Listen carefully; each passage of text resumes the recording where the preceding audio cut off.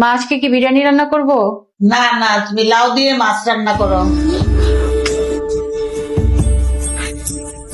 এই শোনো না, মা বলছে লাউ দিয়ে মাছ রান্না করতে, সাথে বিরিয়ানিও রান্না করি। না না, আমাদের বাসায় কেউ বিরিয়ানি পছন্দ করে না, তুমি বরং লাউ দিয়ে মাছ রান্না করো।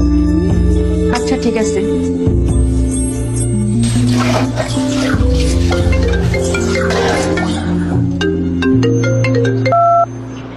হ্যাঁ মা বলো।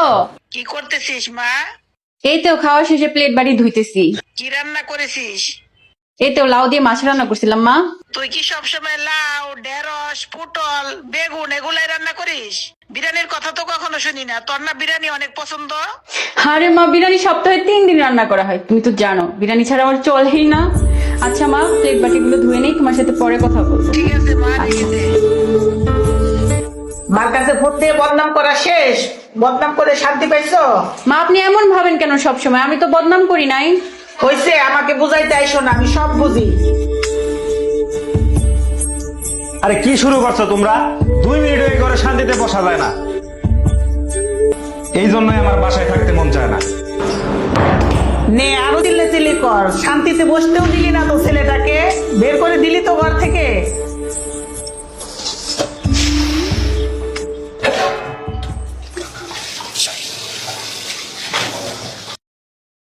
এদিকে আসো তো, একটু কথা আছে।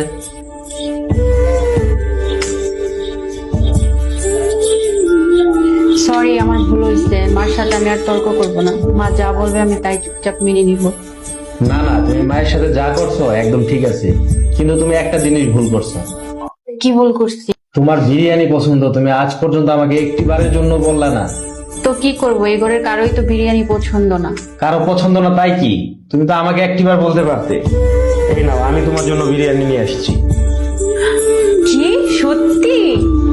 হ্যাঁ, আর এরপরে ইউটিউব দেখে আমি নিজের হাতে তোমার জন্য বিরিয়ানি রান্না করব, ঠিক আছে? কিন্তু এত কিছু কেন?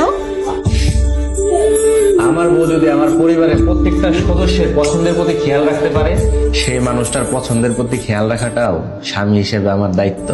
নাও, এবার খেয়ে নাও। এখন আমি বাবাকে বলতে পারবো, বাবার মতো যত্ন করার মতো আমি একজন স্বামী পাই, যে বাবার মতো খেয়াল রাখে এবং যত্ন করে।